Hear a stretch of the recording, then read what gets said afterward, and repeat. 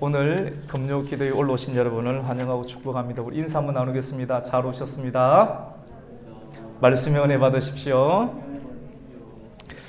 오늘 금요 기도회의 말씀은 예수님께서 12제자를 세우신 이후에 다시 70명의 제자를 세우시고 또 70명의 제자들을 복음의 전도단으로 파송을 하는 장면을 기록을 하고 있습니다.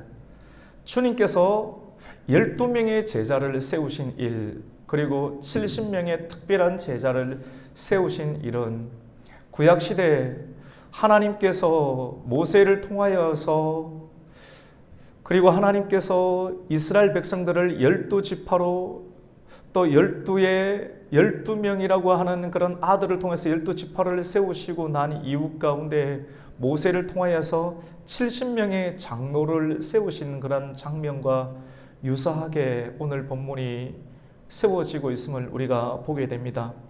민수기 11장 말씀 가운데 보면 다베랴라고 하는 지역에서 아주 특별한 일이 일어났던 것을 우리가 회상하게 됩니다. 시내 광야에서 가나안 땅으로 진군하는 지 얼마 되지 않아서 백성들은 악한 말로 하나님을 원망하고 불평하기 시작합니다. 홍해의 사건을 경험했고 그들의 입술 가운데 찬송이 나타났지만도, 찬송이 있고 또 기쁨이 있었지만도, 주님의 은혜로 구원은 받았지만도 그들의 심령은 아직 변화되지 아니하였던 그 상태. 그래서 하나님께서 인도하시는 그의 삶 가운데 주장하시는 인도하는 그 길을 가는데 먹는 문제와 길의 문제 때문에 끊임없이 하나님을 원망하고 또 지도자를 원망하고 급기야 여호와를 향해서 원망과 불평이 일어나게 되었을 때 하나님께서는 더 이상 그들을 참지 않으시고 여호와 하나님의 불이 나와서 이스라엘의 진영의 끝을 태워버리시는 일이 일어나게 됩니다. 시내 광야에서 하나님께서 약속하신 이끄시는 땅으로 가야 되는데 그 진영의 끝자락 가운데 이탈하는 세력이 생깁니다.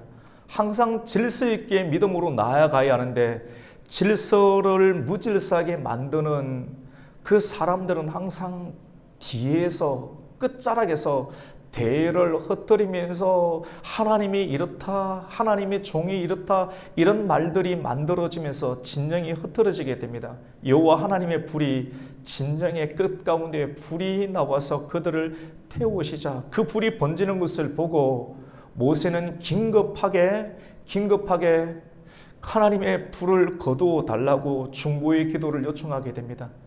중재자 모세의 중재를 통하여서 그 불이 진영 끝에서 타다가 안쪽으로 타지 아니하고 불이 그치게 되는 것을 보게 됩니다. 이러한 진노의 불이 계속해서 그 진노의 불이 일어났던 그 사람들의 모습들을 민수기 11장 말씀 가운데에서는 이스라엘의 무리 가운데 섞여 있는 어떤 사람들이라고 하는데 그 사람들이 여론을 형성합니다. 백성들을 충동하고 여론을 형성하여서 이제는 어떤 원망과 불평이 만들어지게 하느냐면 하나님께서 허락해 주시는 만나가 있었습니다. 생명의 만나, 하늘에서 떨어지는 광야에서도 먹고 지낼 수 있는 만나가 있었는데 이 만나가 이제는 질린다. 우리가 옛날이 생각이 난다. 우리에게도 고기를 달라라고 이야기를 하게 됩니다. 왜 고기를 달라고 이야기를 합니까? 고기는 자기가 씹고 싶습니다. 고기를 먹고 싶은 거예요. 만나로도 충분한데 고기를 씹고 싶습니다. 씹는 맛이 있는 거예요. 성경에서 이 상황을 두고 이것을 탐욕이라고 합니다. 말씀을 쫓아가고 말씀을 먹는 자들 가운데 탐욕의 마음이 생겨서 고기를 달라라고 이렇게 외쳤을 때 모세 하나님의 지도자는 지금까지 이 시내산에서 십계명을 받고 다시 나팔을 불면서 진군하는 과정 가운데 생명을 걸고 중보하고 그들을 향해서 헌신하고 하나님의 뜻을 준행해 나아가는데 끊임없이 불평과 원망으로 이루어지는 이 사람들의 요구를 다 들어줄 수 없는 지도자의 안타까운 마음이 생기게 되었습니다. 모세는 너무나도 괴로워합니다. 내가 이 광야에서 어떻게 고기를 만들어낼 수 있는가? 내가 이 백성들을 내 몸 안에서 낳은 자녀들도 아닌데 내가 어떻게 이 자녀들의 말을 다 들어줄 수가 있겠는가? 모세의 책임이 너무 무거웠습니다. 여러분은 책임이 무겁지는 않습니까? 가정을 이끌어가고 자녀들이 요구하는 모든 것들을 다 들어주는 것. 내가 해줄 수 있는 것이 하나님의 말씀의 은혜인데 말씀의 은혜의 바깥에 있는 우리의 가르침을 벗어나는 애굽에서 먹었던 수박을 먹고 싶고 부추를 먹고 싶고 마늘을 먹고 싶고 이런 이야기가 나돌게 되고 또 고기를 먹고 싶다고 했을 때 이 광야에서 믿음으로 생활한 이 교회 생활 가운데서 어떻게 세상의 문화를 우리 자녀들에게 계속 줄 수가 있겠습니까? 한계를 느꼈던 모세는 하나님 너무나도 괴롭습니다. 내 혼자 이 짐을 감당하는 것이 너무나도 어렵습니다. 이렇게 내 책임이 너무나도 무거우니 나 혼자서는 이 백성을 감당할 수 없다라고 민수기 11장 말씀 가운데 하나님께 그의 무거운 짐을 토로하고 고백하게 됩니다. 하나님께서는 그 고백을 받으시고 모세 혼자서 남자들만 60만이 넘는 그 어마어마한 사람들, 여자와 다른 사람들이 있었으면 더 많은 숫자들이 있는데 이 모든 행정과 이 모든 일들을 진행해 나가는 것이 너무나도 버겁고 그들의 필요를 다 들어줄 수 없는 그 상황 가운데 하나님 도와주십시오. 내 짐이 너무나도 무겁습니다 라고 고백을 하게 될 때 하나님께서는 그의 고백을 받으시고 뭐라고 말씀을 하였는가 하면 내가 너에게 영을 부어서 감당하게 했는데 너에게 부어줬던 영을 70명의 사람들, 모세야 너는 70명의 장로를 세우라. 70명의 장로, 존경받을 만하고 신실한 70명의 사람들을 세우면 그들에게 내가 하나님의 영을 부어서 그들이 너와 함께 백성의 짐을 감당하게 하리라 라고 말씀을 하였습니다. 하나님께서 이스라엘 백성들 가운데 모세를 통하여서 70명의 장로, 모세와 함께 70명의 장로와 함께 그 이스라엘 백성들을 이끌어 나갈 수 있도록 영을 부어주시고 사람을 세웠던 것처럼 오늘 말씀 가운데 예수님께서는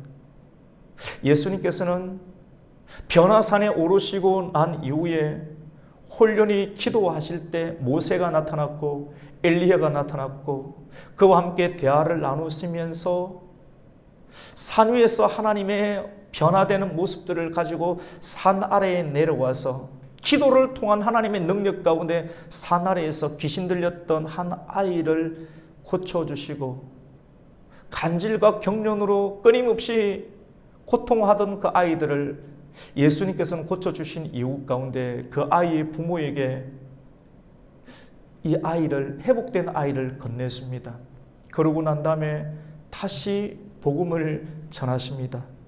예수님께서는 이제 복음을 전하는 새로운 형태 가운데 12명의 제자뿐만 아니라 12명의 제자와 동일한 권능과 능력을 가진 70명의 전도단을 세워서 마치 모세에게 70명의 장로를 세워서 이스라엘을 함께 이끌어 가게끔 하였던 것처럼 하나님의 나라를 굳건하게 세우기 위하여서 복음 전도의 사명을 온전히 감당하게끔 하기 위해서 예수님은 70명의 사람들을 세우고 그들에게 하나님의 영을 부으시고 파송을 하게 됩니다. 예수님과 함께 사역하는 70인의 전도단을 파송하는 장면입니다. 저는 오늘 이 말씀을 계속해서 묵상했습니다. 여기 이 자리에 앉은 사람들이 몇 명일지 모르겠지만 또 전심으로 계속해서 말씀을 붙잡았습니다. 여러분은 어떻게 말씀을 듣고 있는지 모르지만 또 계속해서 이 말씀을 붙잡고 또 읽고 묵상하면서 하나님 주신 말씀들을 지금 이 시간 가운데 나누고 있습니다. 하나님은 각 교회 가운데 성경 속에 있었던 하나님의 나라를 세우는 원리들을 세우기를 원하십니다. 하나님께서, 예수님께서 12명에 집중하셨고, 또 예수님께서 12명의 기둥을 세우시고, 그리고 예수님께서는 70명의 전도단을 만드시고 파송하셔서 하나님의 나라를 세워 가셨던 것처럼, 주님께서는 우리 교회 가운데 하나님 12명의 하나님 기둥을 세워주시고, 하나님 그들에게 능력을 베풀어 주시고 생명을 걸고 하나님 이 교회와 하나님 이 교회를 통한 하나님의 나라 가운데 생명을 걸 수 있는 12명의 기둥을 하나님 만들어 주시고, 그리고 하나님 70명의 전도단을 하나님 세워주셔서 하나님 그들에게 성령을 부어주시고 그들을 통해서 복음 전도의 사명을 감당할 수 있는 그 마음을 우리에게 허락하여 주십니다. 여러분, 의사나 교수는 사람들에게 존경을 받습니다. 그리고 기업가나 그리고 변호사들은 많은 재물을 얻게 됩니다. 그리고 연예인이나 스포츠 관계자들은 많은 사람들에게 인기를 얻게 됩니다. 생명을 걸고 말씀을 붙잡는 사람들은 무엇을 얻습니까? 온 시간 변호사들은 인기를 얻고 재물을 얻고, 음악가들은 인기를 얻고 존경을 얻고, 의사들은 존경을 얻고 물질을 얻는데 하나님을 따라가는 복음의 전도자들과 주의 종들은 과연 무엇을 얻게 된다는 것입니까? 같이 봅시다. 우리는 하나님의 메시지를 얻을 수 있습니다. 여러분, 무엇을 선택하고 우리에게 주신 것이 무엇입니까? 우리에게는 하나님의 복음이 있습니다. 여러분 믿으십니까? 우리에게는 하나님의 복음이 있습니다. 하나님의 메시지가 있습니다. 이 메시지를 받는 자와 받지 아니하는 자는, 받는 자에게는 하나님의 나라가 임하는 것이고 받지 아니하는 자에게는 하나님과 분리되는, 세상에서는 인기와 세상에는 물질과 세상에는 존경을 받을 수 있겠지만도 하나님의 나라를 받지 아니하는 자는, 하나님의 복음을 받지 아니하는 자, 하나님의 메시지를 받지 아니하는 자들에게는 하나님과 분리되는 끔찍한 일들이 그들에게 주어짐을 오늘 본문은 우리에게 매우 심각한 어조로 말씀을 하고 있습니다. 예수님과 함께하는, 그리고 예수님께서 보내셨던 70명의 전도단에게 주님께서 세우시고 보내실 때 사역을 감당해야 하는, 단순하게 이것이 목사님에게만 전해지는 메시지가 아닙니다. 여러분, 지금 이 메시지를 받는 여러분에게 내가 70명의 한 사람이 될 수 있구나, 내가 70명의 한 사람이 될 수 있구나, 익은 곡식 거둘 자가 없는 이때 가운데 수많은 사람들이 있지만도, 말씀을 암송하고 말씀을 이해하고 있는 수많은 사람들이 있지만도 그 말씀에, 머릿속에 있는 말씀을 가지고 몸으로 움직이고 의지적으로 행동하고 순종하는 일꾼들이 너무나도 적다라고 말씀하시는 말씀의 구절이 있지만도 그 말씀의 구절에 관해서 또박또박 읽는 사람들은 없습니다. 혹 이 말씀이 내 안에 들어올까 싶어서 나는 머리로만 알고 그냥 유튜브로만 말씀을 듣고, 그리고 내 할 일을 하고 싶고 내가 즐기고 싶고 그리고 전해주는 말씀만은 듣고 싶은데 이 말씀을 읽는 순간 감동이 내 마음 가운데 밀려들어와서 나에게 익은 곡식을 추수하는 낫을 잡으러 하면 어떻게 될까 두려워하는 사람들이 있습니다. 여러분, 우리는 두려움을 이겨야 됩니다. 주님이 세우시고 보내실 때 사명을 감당하는 복음 전도자의 세 가지 중요한 말씀을 오늘 말씀 가운데 하고 있습니다. 이 메시지는 예수님 당시에 그 70명의 전도단뿐만 아니라 오늘날 우리 가국교회, 그리고 이 말씀을 통해서 듣는 우리 모든 한 사람 한 사람 마음 가운데 주시는 하나님의 귀한 말씀으로 우리는 들어야 할 것입니다. 주님께서는 70명을 파송하면서 말씀을 합니다. 너희가 추수하라 라고 말하기 전에 우리는 그 말이 들릴까 싶어서 겁을 내지만 주님은 아무나에게나 그 명령을 주지 않습니다. 주님은 우선 이 말씀을 받기 전에 기도하라 라고 말씀합니다. 같이 해봅시다. 기도하라. 어떻게 기도하라?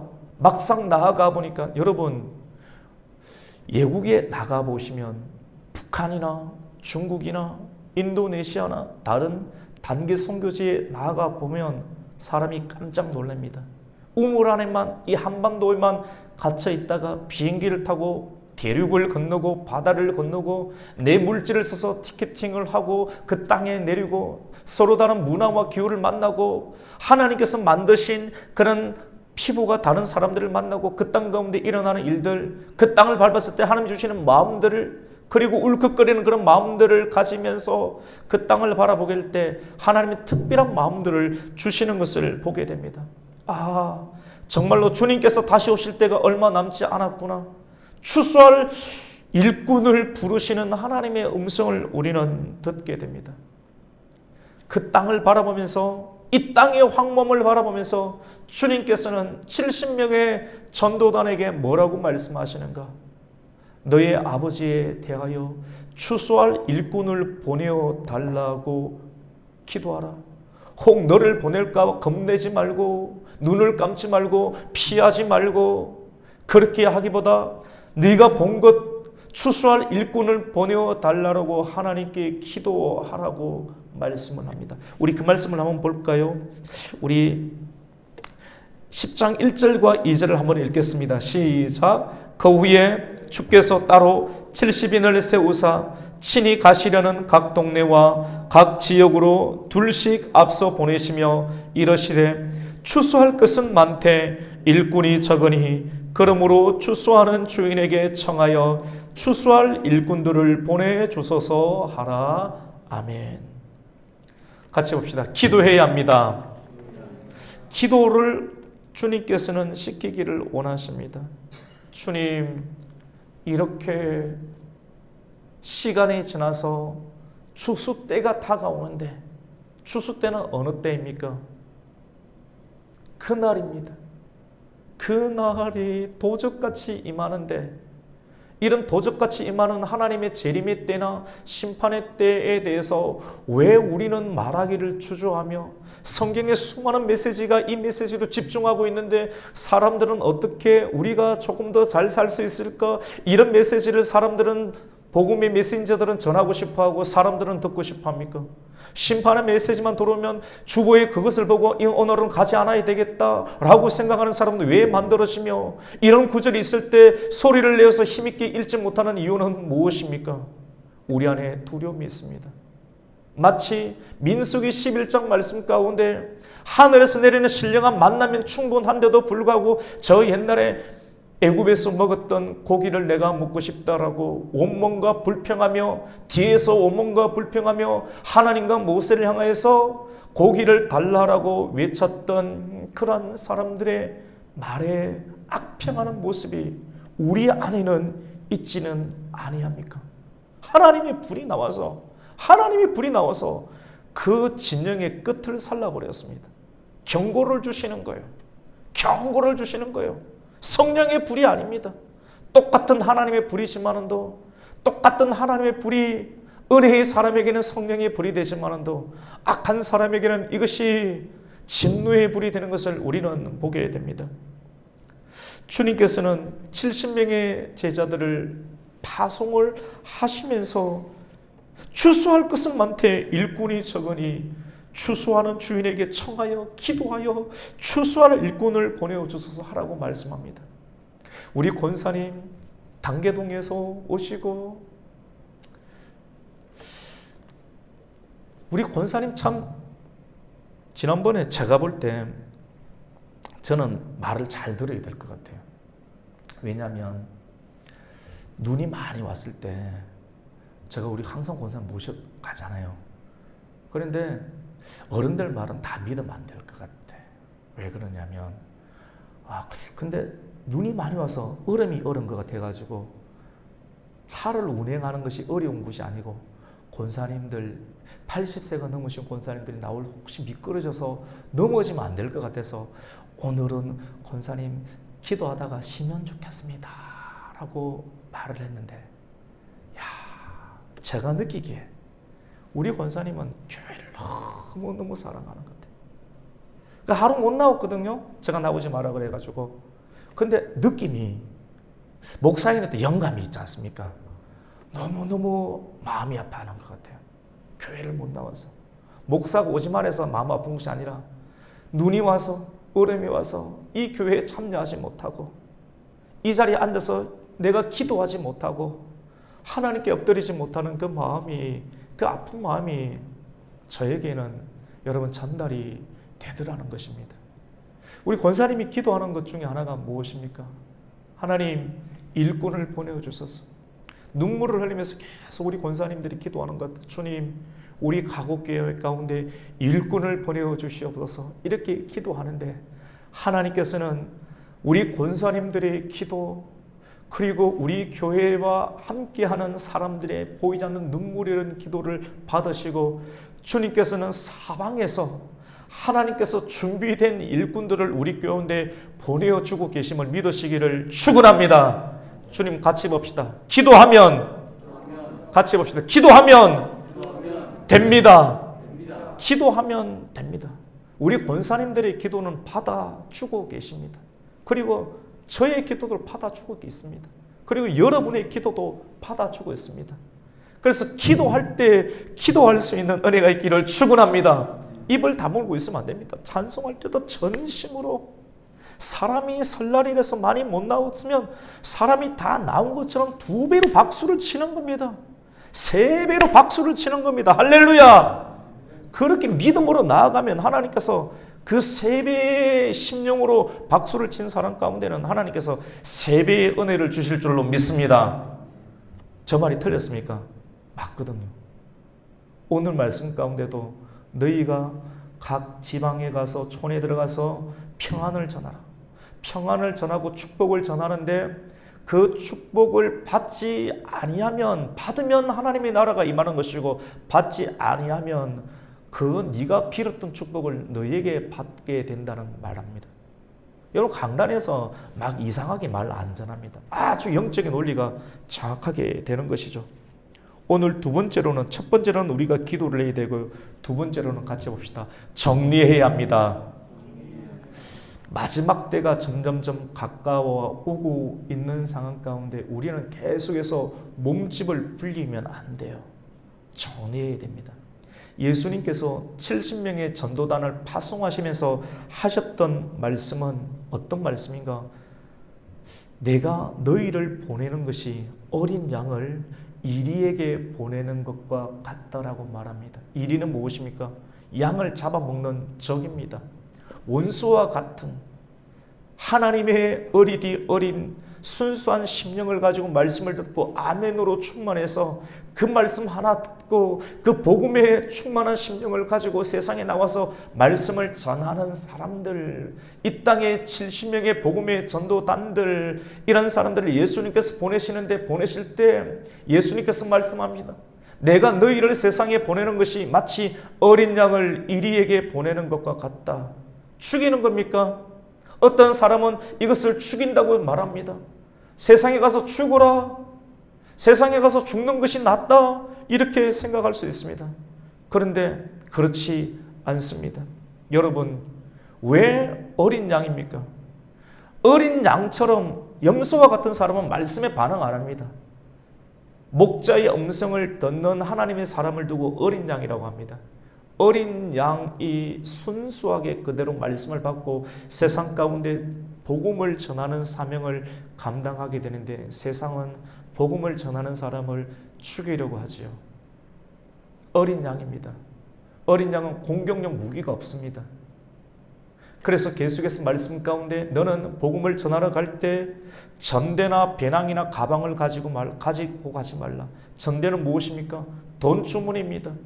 하나님의 말씀을 받고 복음의 정인의 사명을 감당할 때 돈 의지하지 말라. 그리고 배낭 먹을 것 식량을 충분히 가지고 가지 말라. 그리고 두보롯을 가지고 가지도 말고 신발을 가지고 가지도 말라. 사람들을 만나면 인사하지 말라. 모든 관계성을 끊으라는 것이 아니라 이것은 뭡니까? 돈 의지하고 세상을 의지하고 사람들 만날 때 인사하다가 보면 복음 전하는 일들 가운데 전혀 왜 인사합니까? 관계성 때문에 세상의 관계를 의지하지 말라. 오직 어린 양처럼 하나님만, 마지막 그날이 가까이 왔음을 보고 주님께서 70명을 파송하는 하나님의 은혜가 나타날 때, 그때는 어린 양처럼 오직 하나님만을 의지해야지만이 세상에 나아갈 수 있다. 내가 너희를 보내시마는도 너 혼자 가는 것처럼 보이지만도 주님께서는 2명씩 짝을 지어서 보내어서 정말로 가엾디 가여운 사람이 세상에 대해서 돌멩이 하나를 들고 골리앗에 나가는 것처럼 보이지만도 생명을 걸고 하나님만을 의지해야지만이 세상을 이길 수 있고 이리를 굴복할 수 있는 능력이 나타나기 때문에 전대나 배낭이나 그리고 두 벌의 옷이나 신을 가지고 가지 말며 다른 사람들을 거리에서 만나도 인사하는데 시간을 팔면서 집중해야 될 사역 가운데 헛터리는 일들을 하지 말라고 말씀합니다. 이 메시지가 무엇입니까? 같이 봅시다. 정리하라. 우리에게 무거운 것이 너무 많아요. 주님의 사명을 힘있게 전거하는데 우리가 의지하고 있는 무거운 것이 너무 많아요. 전대가 많고요. 배낭이 많고요. 그리고 인사해야 될 사람들이 너무 많습니다. 주님의 복음을 전해야 될 시간이 전혀 없습니다. 말씀을 들을 시간이 없으며 말씀을 전해야 될 시간이 전혀 없습니다. 우리가 가진 것, 우리가 의지할 것이 너무 많습니다. 그래서 70명의 전도단에게 주님께서는 너희를 보냄이 어린 양을 이리에게로 보낸 것 같도다. 어린 양이라는 겁니다. 머리에다가 칼을 3개를 달고 양에다가 염색을 해서 강력한 흑염소의 무늬를 새기는 것도 아니었습니다. 어린 양처럼 온전히 하나님만을 의지하는 믿음의 상태를 가지고 나아갈 때 이리와 같은 세상을 이길 수 있습니다. 여러분, 오늘날의 세상 만만치가 않습니다. 사람들은 생각합니다. 돈이 있어야 된다고 생각합니다. 엄청난 큰 건물이 있어야 된다고 생각합니다. 맞습니까? 사람들은 그렇게 생각합니다. 근데 정말 맞습니까? 주님은 어린 양을 이리에게 보낸다고 했습니다. 생명을 걸고 하나님만을 의지하고 전대나 배낭이나 신발을 의지하거나 거리에서 만나는 사람들에게 인사하기를 그만두고 하나님께 집중하는 그 어린 양과 같은 심령으로 정리되기를 원합니다. 사자의 갈기처럼 무섭게 만들어져서 사람들을 위협할 수 있는 갈기들을 다 자르라는 겁니다. 다 자르고 어린 양과 같은 심령으로 주님 앞에 복음의 정인으로 서게 될 때 하나님이 앞서 행하여 주시는, 주님께서 우리를 밀쳐서 보내시는 것처럼 보이지만도 우리가 어린 양처럼 단순하게 순수하게 깨끗하게 거룩하게 준비되어 있으면 하나님의 성령과 주님의 강력한 은혜가 우리와 함께 하심으로 말미암아 이리와 같은 세상을 굴복시키고 이기가는 줄 믿으시기를 축원합니다. 세상이 똑같이 돈으로 무장을 하고 하나님의 성령을 받지 아니했는데도 불구하고 세상에 권력 있는 사람들이 교회에서 중책을 감당하게 되고 하나님의 나라인지 세상의 정부인지 전혀 구분이 되지 아니하는 형태 가운데 나아가면 세상이 조종하는 힘에 의해서 교회는 움직일 수밖에 없습니다. 교회는 어린 양의 모임입니다. 어린 양과 같은 심령으로 기도하고 그리고 정리해야 됩니다. 그 말씀이 우리 3절 4절이죠. 같이 한번 읽겠습니다. 시작. 갈지어다 내가 너희를 보냄이 어린 양을 이리 가운데로 보낸가 같도다. 전대나 배낭이나 신발을 가지지 말며 길에서 아무에게도 무난하지 말며. 계속 묵상하니까 이 메시지가 나오더라고요. 첫 번째는 기도하라는 메시지. 추수할 일꾼을 보내주소서. 두 번째 메시지가 이 메시지입니다. 정리하라는 겁니다. 멋있는 모습으로 포장하지 말고 어린 양의 모습으로 순수하고 거룩한 심령을 준비하는 겁니다. 이렇게 될 때 세상과 맞짱을 떨 수가 있습니다. 세상의 사람들은 오히려 어린 양이 되면 더 잡아먹히지 않을까. 온유한 자가 땅을 기업으로 받는다고 했는데 온유하면 오히려 땅꾼들에게 더 땅을 내가 가진 땅을 빼앗기지 않을까 싶은데 하나님 말씀을 그대로 믿고 천지의 주제이신 하나님의 말씀을 믿고 온유한 심령으로 우리의 땅을 만들면 땅이 땅을 부르게 되는 것이죠. 준비된 마음의 땅이 되면 땅이 붙게 되는 것입니다. 세 번째로 마지막 메시지입니다. 마지막 메시지는 같이 해봅시다. 메시지의 일관성을 가져야 합니다. 사람들은 해까닥 잘합니다. 눈치가 너무너무 빨라가지고 세상에 길들어져 있거든요. 어린 양은 안 그렇거든요. 너무 빨라요. 어떻게 빠르냐면 내가 말을 전했을 때 사람들의 눈빛이 돌아가는 것을 보고 빨리빨리 변화시킵니다. 그 좋은 겁니까? 오늘 성경을 보니까 그거 하지 말라고 합니다. 주님께서 각 촌을 두루 다니면서 70명을 보내실 때 각 지역에 들어가서 가장 먼저 평안을 전하라고 말씀을 합니다.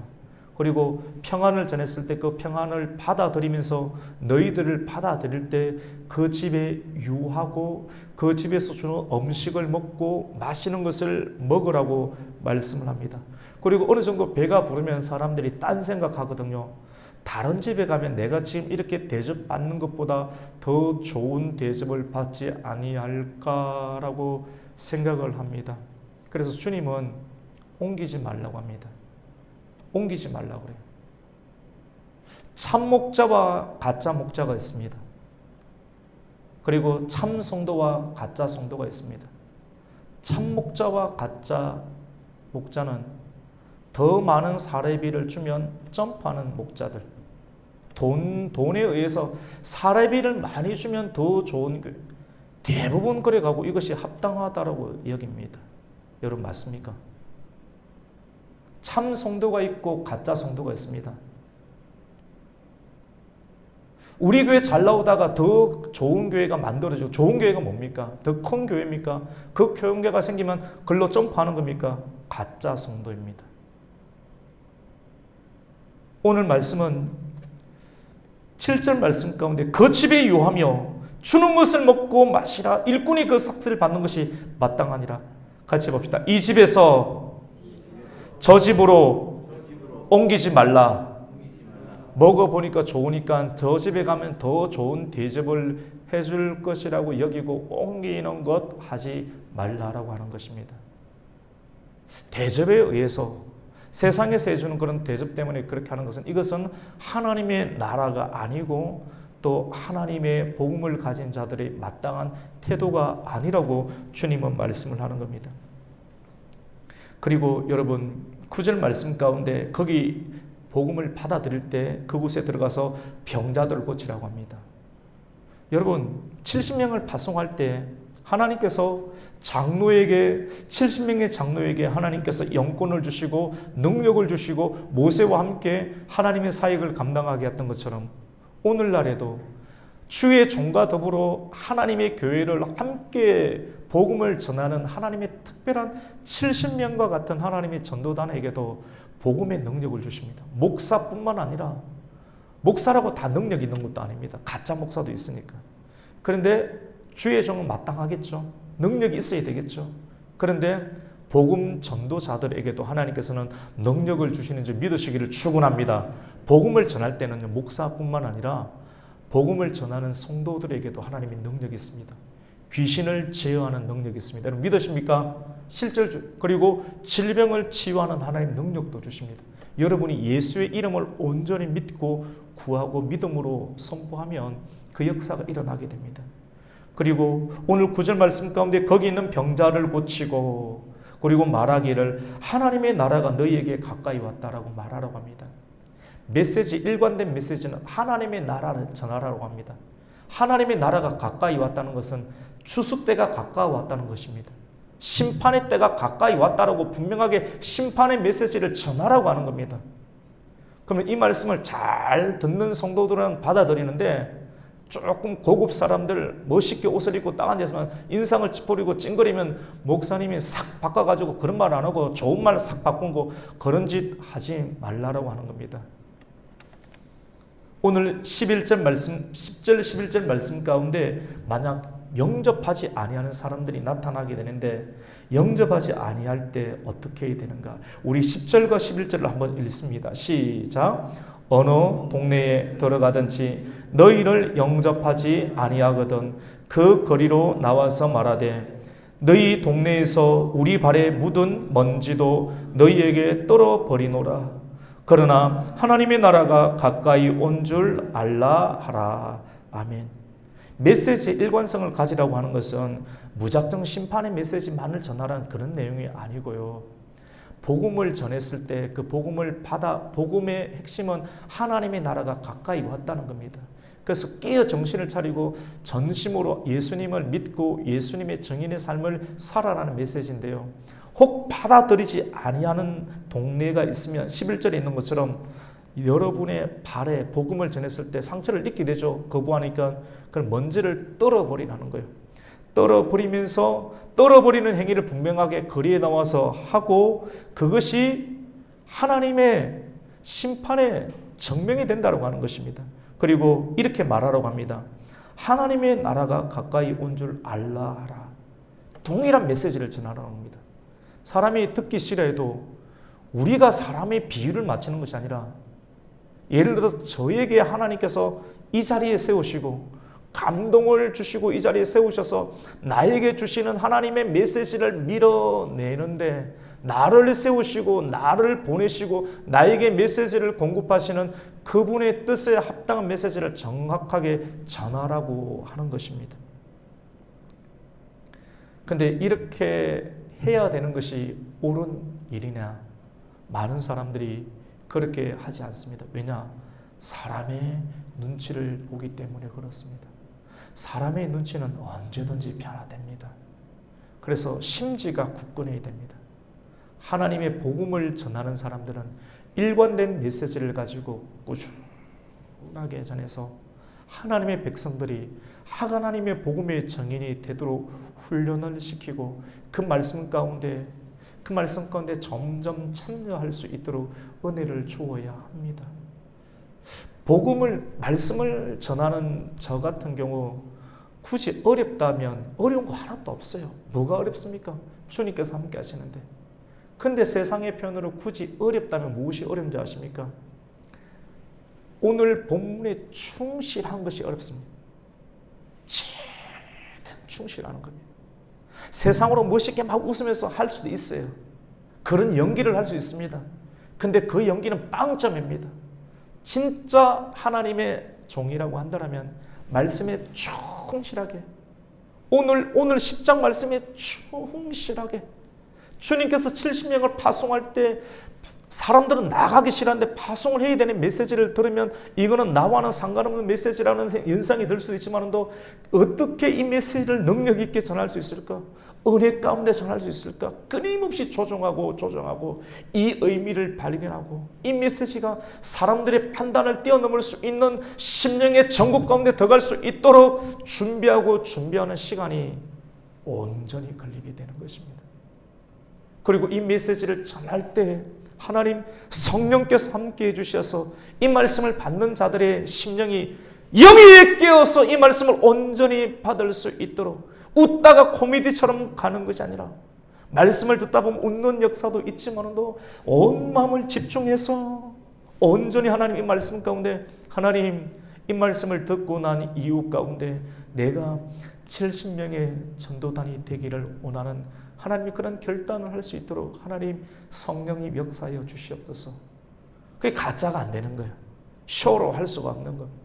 전심으로 준비하고 인격을 준비하고 시간을 준비하고, 그렇게 할 때 하나님께서는 그 준비된 크기만큼 역사하시는 것을 우리는 보게 됩니다.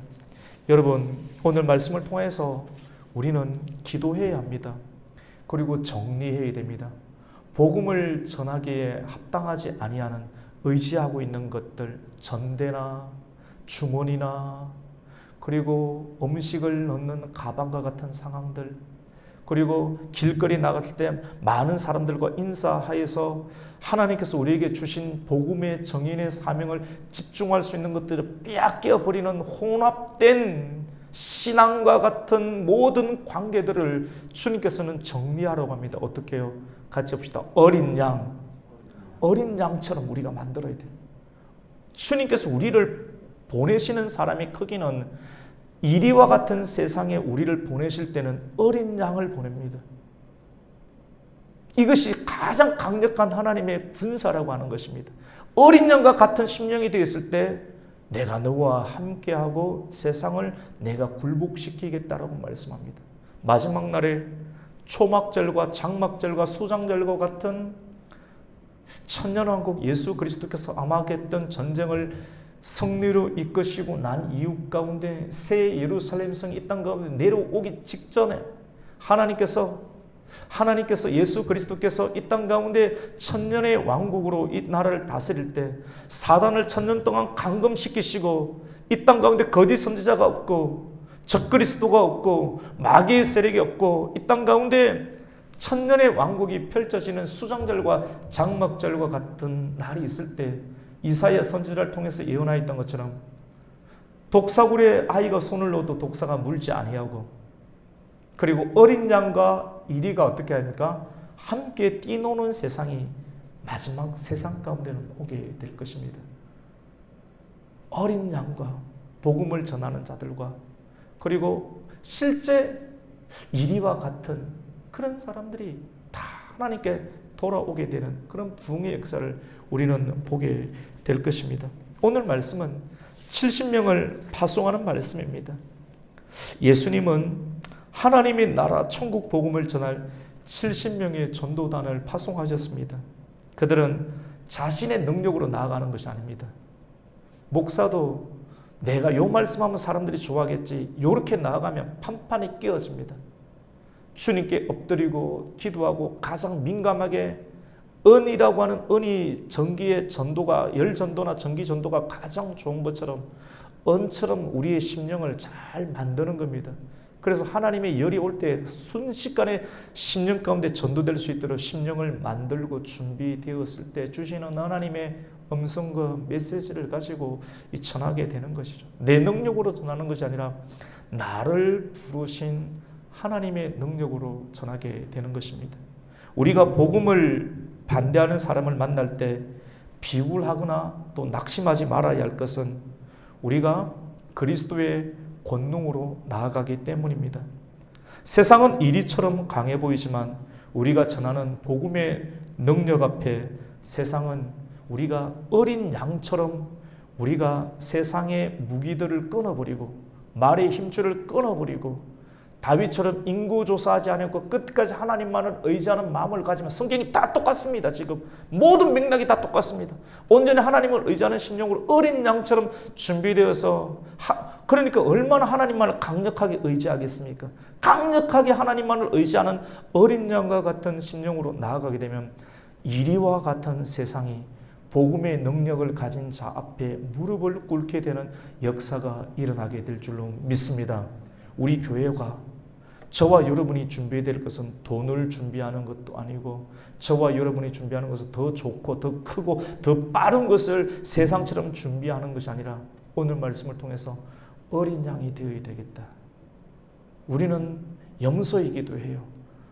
뿔을 3개씩 4개씩 달고 강력한 모습으로 만들고 싶어요. 하지만 주님은 그러한 세상의 논리와 방법이 아닌 어린 양처럼 되라.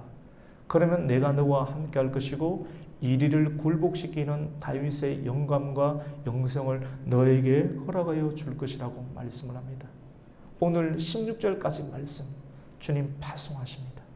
오늘 우리가 함께 이 말씀을 붙잡고 담대히 하나님 말씀에 맞게끔 어린 양처럼 되기를 기도하고 또 결단하고 또 담대히 복음의 증인이 되시는 은혜가 있으시기를 예수님의 이름으로 축원합니다. 아멘.